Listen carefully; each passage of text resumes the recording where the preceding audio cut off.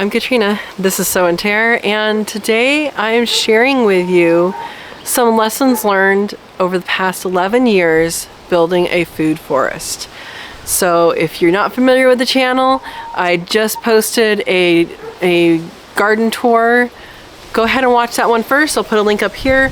Watch that one first so you're familiar with the yard, you're familiar with what I've done, and then come back to this and I will share the lessons learned.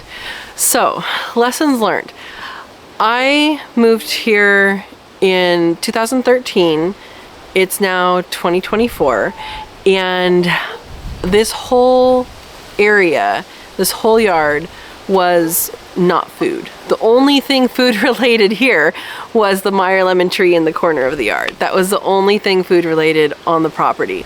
And so all of what you see, what you see in my videos, all of what you see in that just previous garden tour, that is all stuff that I have done over the last 11 years.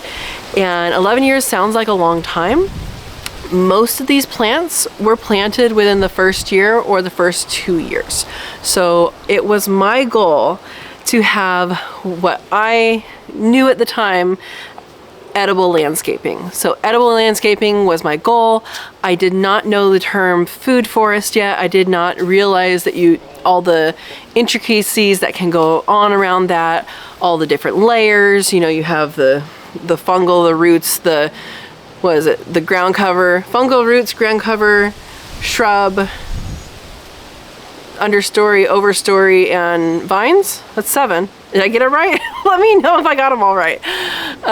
There's many different layers you can do in your food forest to provide many different things. So one of that would be just efficiency of space use with having multiple things going on.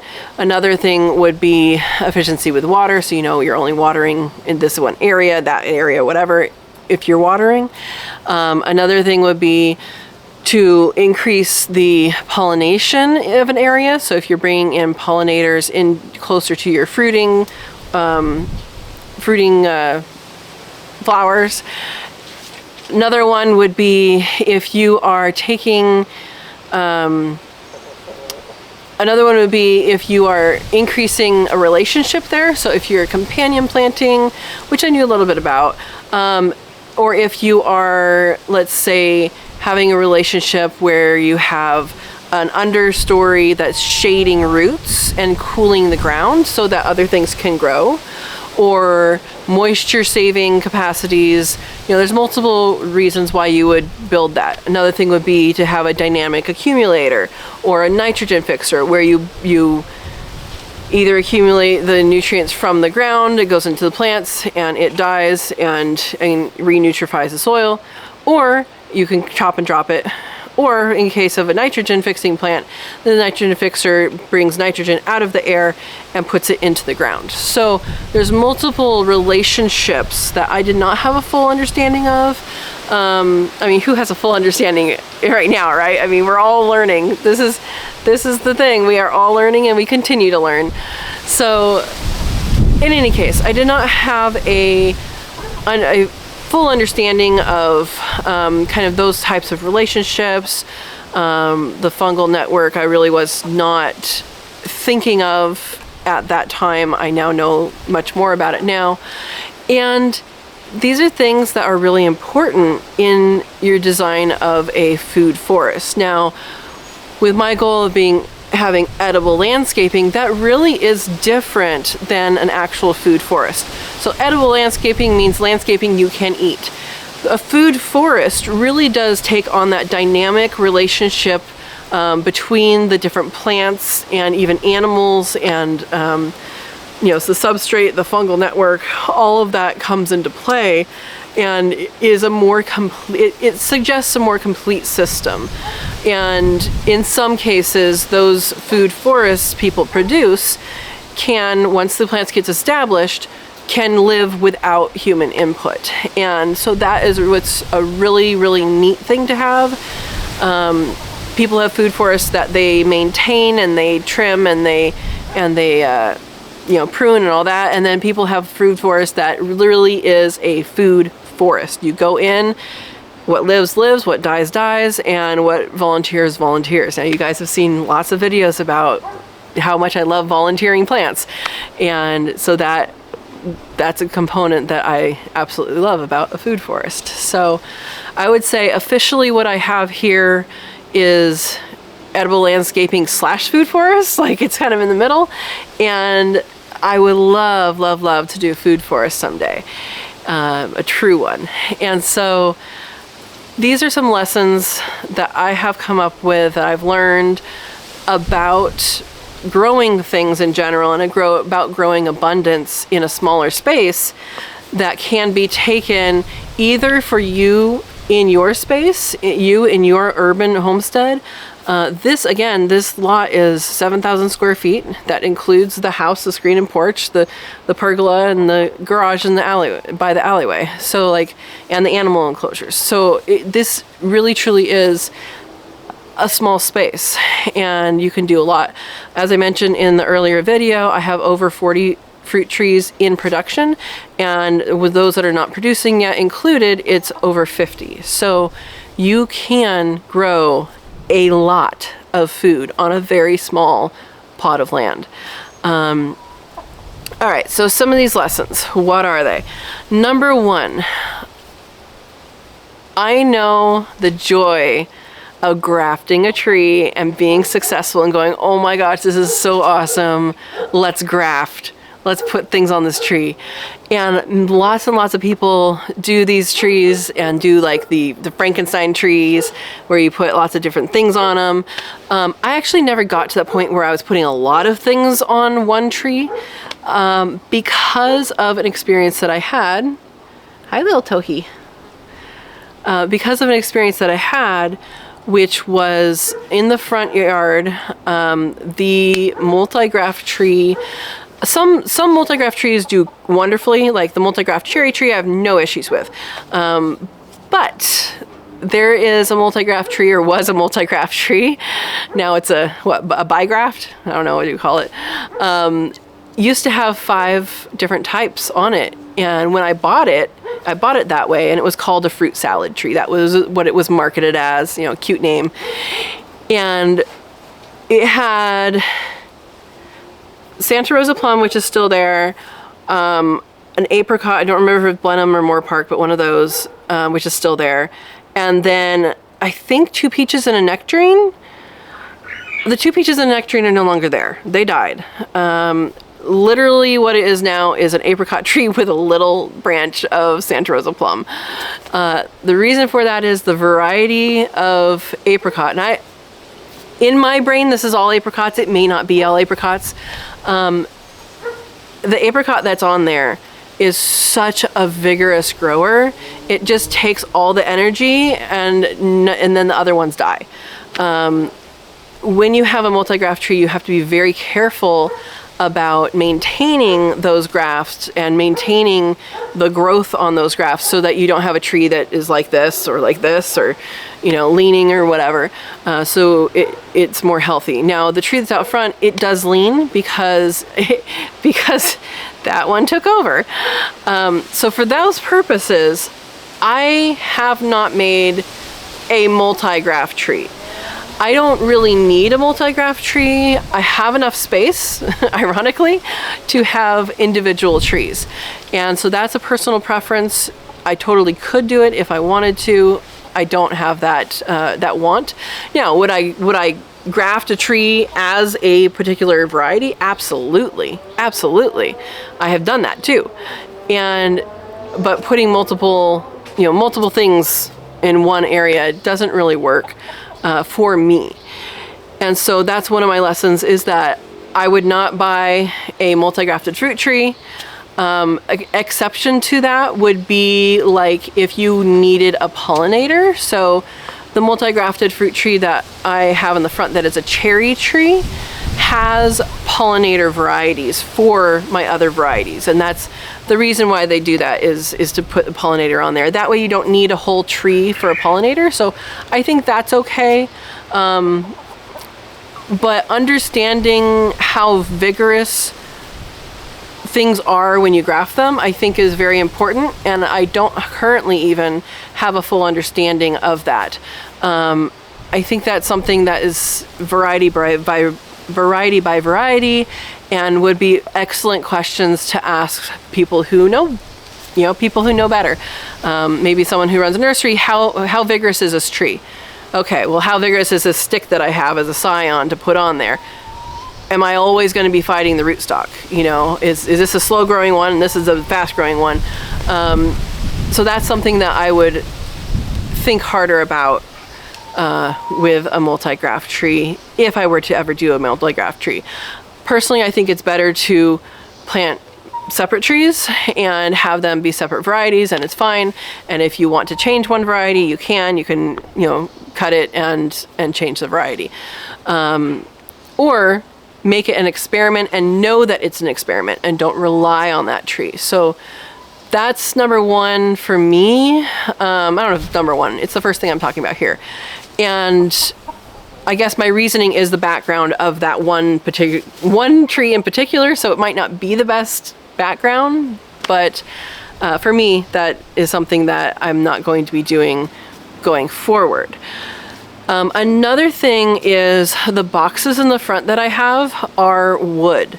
They're wooden boxes. I do not like that. They looked wonderful when I put them up.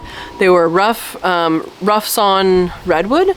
Redwood lasts a really long time, but it still gets termites eventually, especially if your water line gets a leak in it and it rots it out.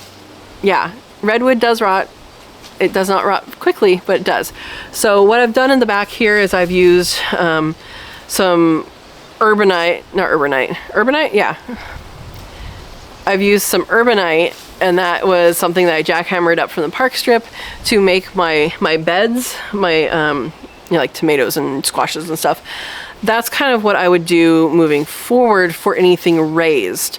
I do have this peach tree over here. The nectar peach, it has bricks around it as well. And that's something that I really like, is how I did that particular tree. And so I'll tell you how I did it. So this is lessons learned in the positive.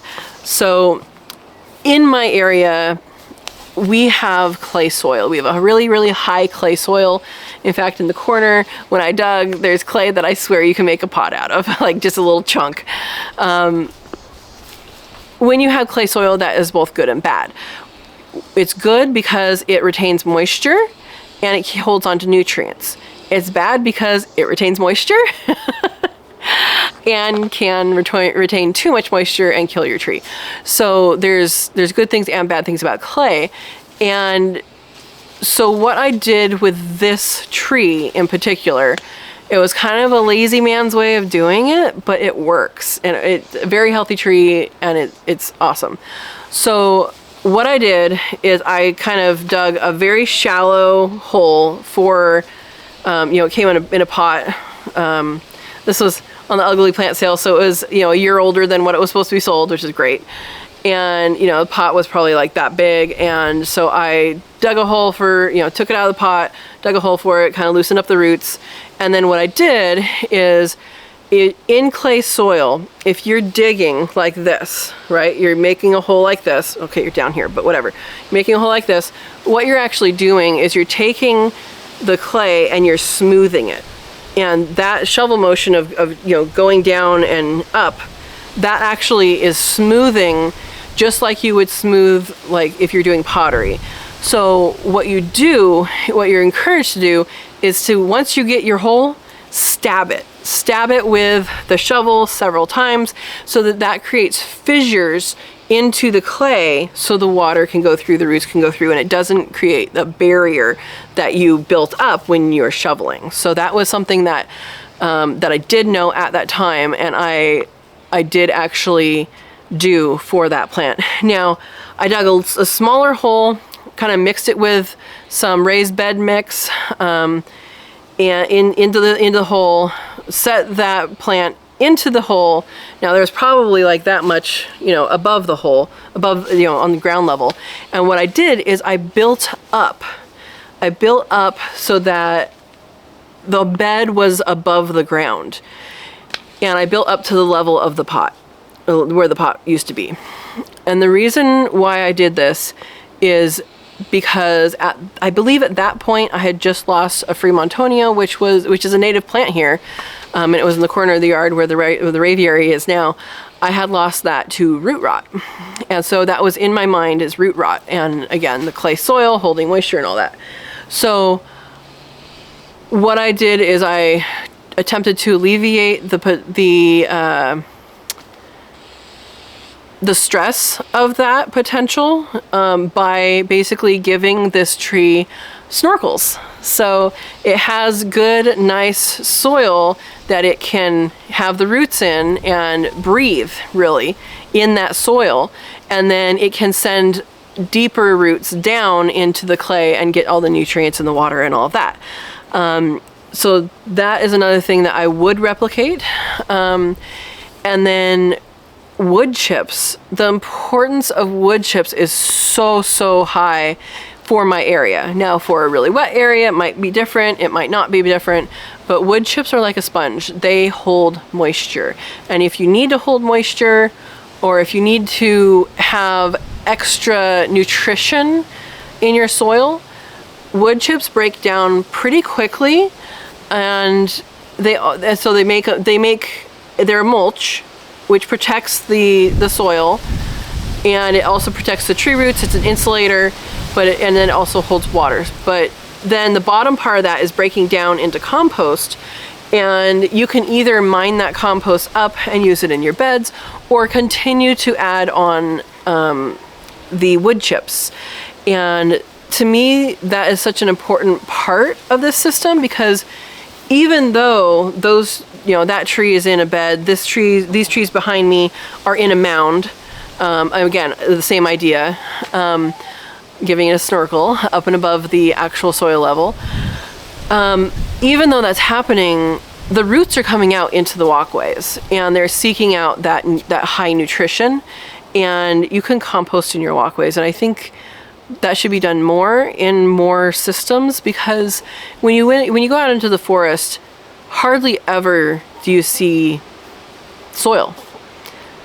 You mostly see duff. You see litter, you see, whatever you want to call it. You see a layer of carbonaceous material on the ground, and that is doing a lot of things. It's insulating, it's providing extra moisture, it is breaking down and into compost, and it is the environment where mycorrhizae lives. And so that is the environment that fungal dominated composting is happening, and fungal dominated systems are occurring.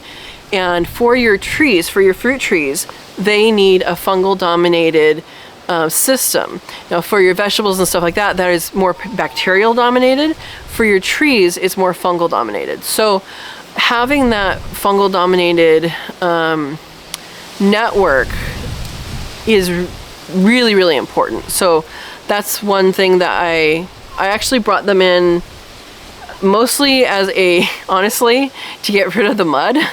And then because I heard that wood chips were good for plants. Like, honestly, it was very little information that was going on at that time that I started doing that.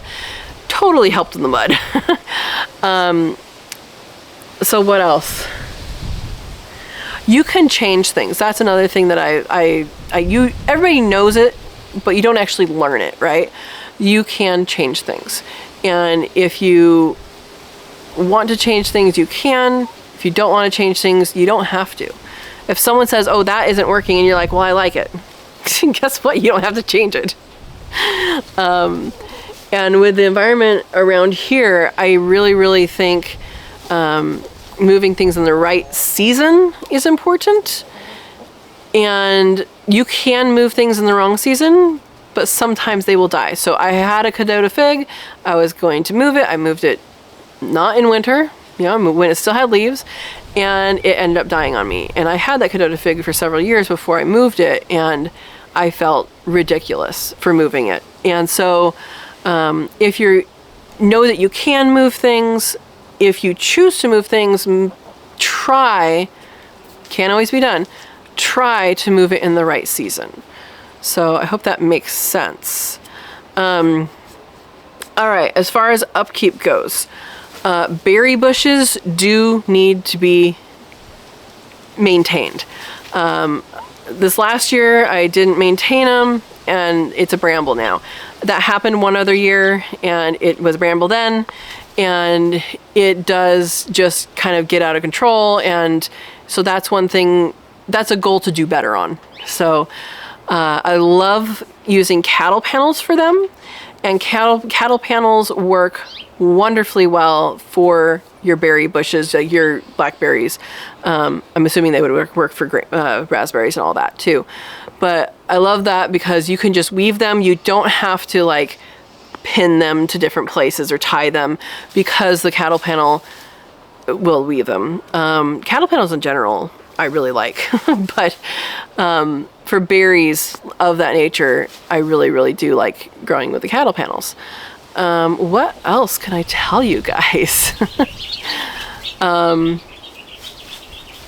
Yeah, raised beds for trees, generally not a good idea unless you're doing it like I just mentioned, where you're actually partially in the ground and, you know, things are a little different than in the front. I guess another one would be to know the size of the tree you want before you plant it. And so there's some trees that I was going to keep a lot smaller. For example, this giant peach tree I keep showing you guys because I didn't prune last year, or this winter, or summer. That was going to be something that was going to be kept small, because the original reason for this mound, okay, I dug a pond, thinking I'll dig a pond, I'll have a mound, and in that mound will be an avocado. Have I eaten an avocado off this property yet? No. No, I have not. Has it flowered? Yes. I've tried many different avocados. Finally got one that I think is growing well, growing good, so I think it's on its way, but it might take a while. So the purpose for that mound was the avocado. The purpose of this area has been taken over by the desert gold peach because it's so huge. Now I have cut it back. It's such a vigorous grower, and it's such an early peach that I don't really want to hinder it too much because it's a peach and it's the earth's first one, right? But keep in mind your function, and so that's something that I want to keep in mind as I move forward with this, is what is the function that I put in? Has it changed? If so, how am I managing it now? So make your management adaptive, and check yourself on your goals. I guess that's how I should say it. Let me know if that makes sense or doesn't make sense. One more thing is to have a better understory. Right now, how I have things, I've tried different things for understory. Alpine strawberries work wonderfully for the first couple of years because the trees are small. Oh, they're so good. They work wonderfully. Same thing with thyme. Thyme works wonderfully up till a certain point. Then it gets too shady for it. So I guess understanding a few more shade tolerant understory plants for the area I'm growing in would be beneficial. And encouraging them to volunteer. So, yeah. All right, one more is volunteer plants. You guys know I love volunteer plants. I have all sorts of videos. Maybe I'll put one link here if I remember. I have all sorts of videos about volunteer plants and how to help your plants be volunteers, and how they're so much stronger. A volunteer plant is going to be so much stronger than something you plant. These are all wonderful, wonderful things. And when you have this, you're going to have a strong system. And it does talk to the strength of the whole system when you have, say, beets growing 12 feet tall, as I have over there. So it does speak to the strength of the system that you have when your volunteers do well. And the more you try to have volunteers, more you support having volunteers, they're going to want to grow where they want to grow. Sometimes where you put something is not where it wants to grow. Try a few different places and see. So one other takeaway for me is to use all of the different layers of a food forest instead of just, here's where trees grow, here's where, vegetables grow, here's where this grows, here's where that grows, to attempt to incorporate things a little better. I think I do a pretty okay job of that here. It could improve though. So that's a takeaway, is it could improve. Let's see.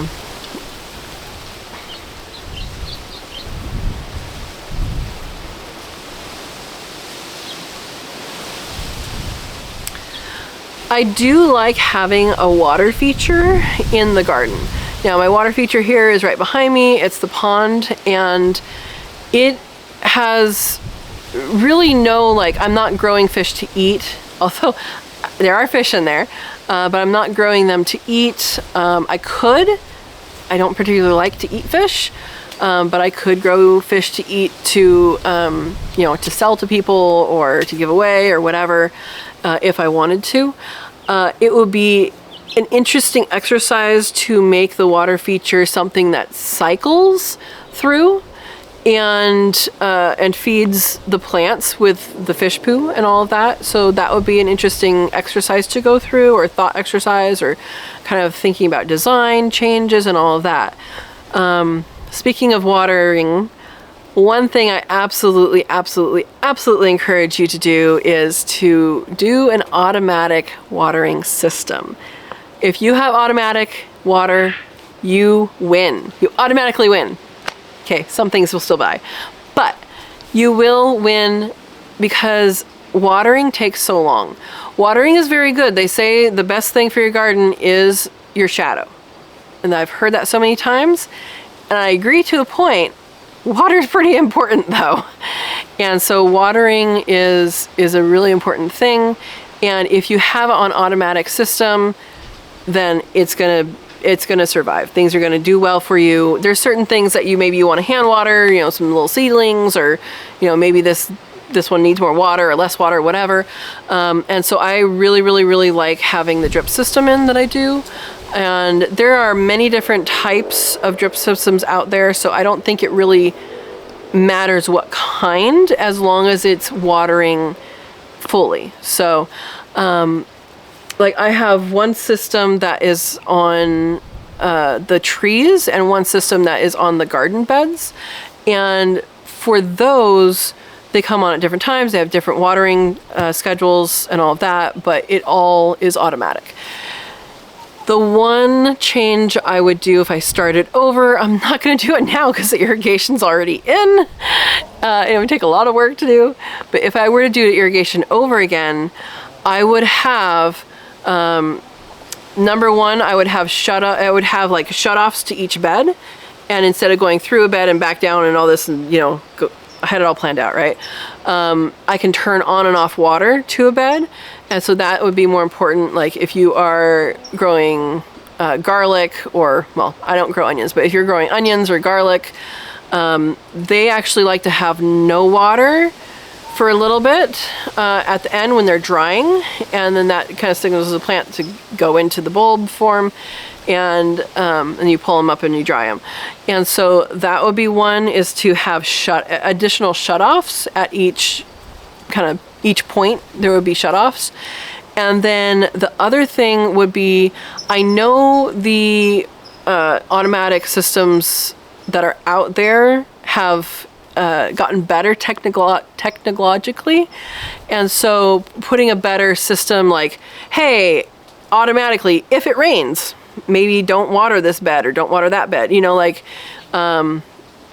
those automatic sensors, I think, can have some really good outcomes. I don't have personal experience with those. If you do, please let me know. Please let me know in the comments if you do have those automatic, 24-hour delay, go on automatically.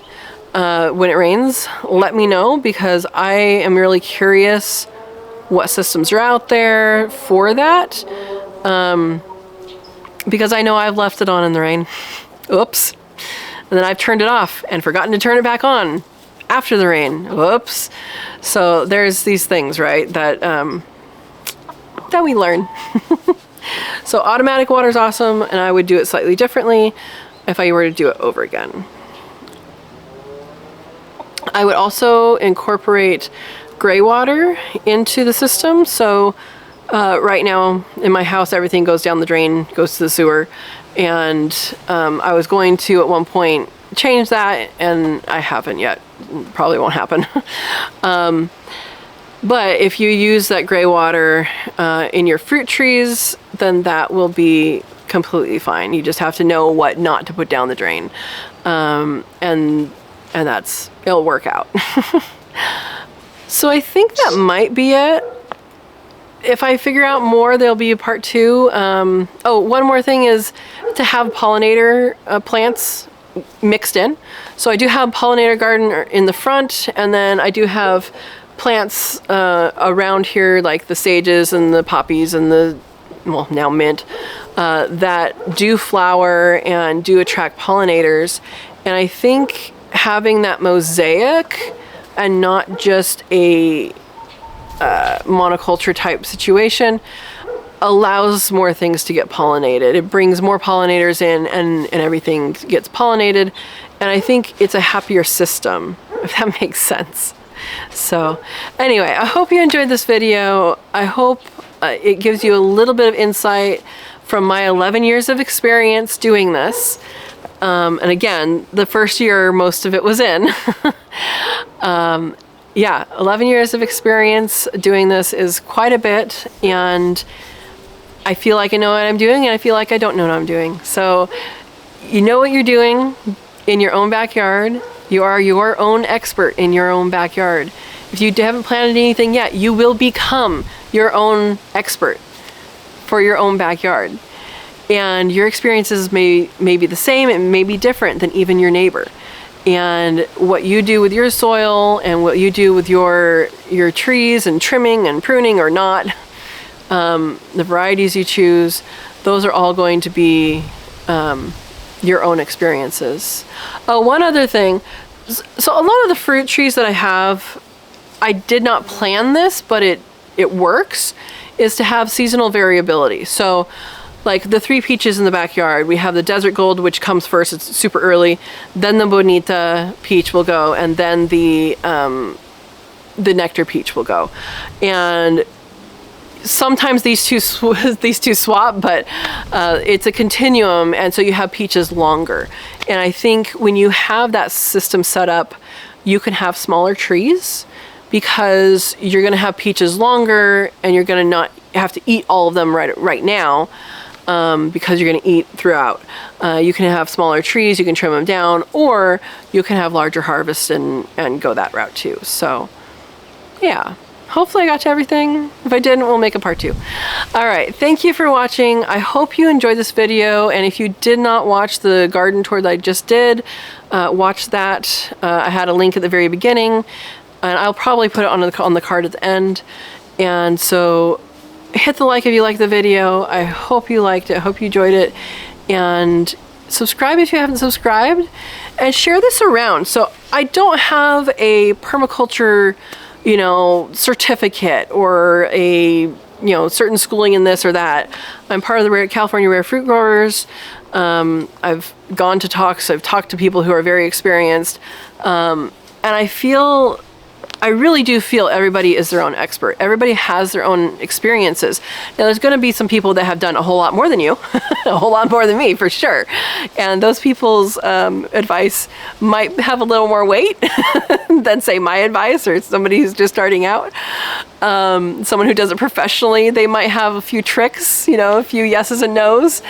And to listen to people. But also listen to people and see how it may or may not apply to your own situation. Again, soils, consider your soils, consider your chill hours. So I didn't talk about this, but chill hours and your planting zone, just know them and then look it up for the trees. And honestly, if it doesn't fit, try it with knowing that it might not work. There's some types of trees that it says is grown in warmer areas that you can grow in colder areas. You might have to baby them through a few years before they get through the toddler stage, but they potentially can work. So yeah. All right, so share this around. Hopefully someone else will find this information useful. Watch the video that I just did for the garden tour if you haven't already, and ask questions. I have a live chat every Monday night at 6 p.m. Pacific time. You're welcome to ask the questions. I'll probably have, so I have a topic of discussion that's pre-planned. Every single time I bring it up in the middle because we want to talk about what everybody wants to talk about right now, what everybody's excited about. We'll bring it up in the middle, and then we talk for the rest about that or about other topics.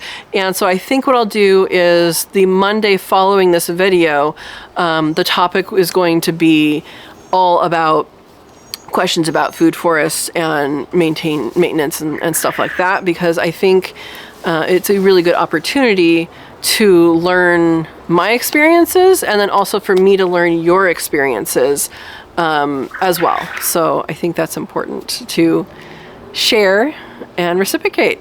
And as you guys know, the Sow and Tare community is an awesome community. Everybody contributes and everybody wants everybody else to be successful. So I encourage you to join that as well. So thank you for watching. Enjoy the day. Consider subscribing if you haven't subscribed, and have a wonderful, wonderful day.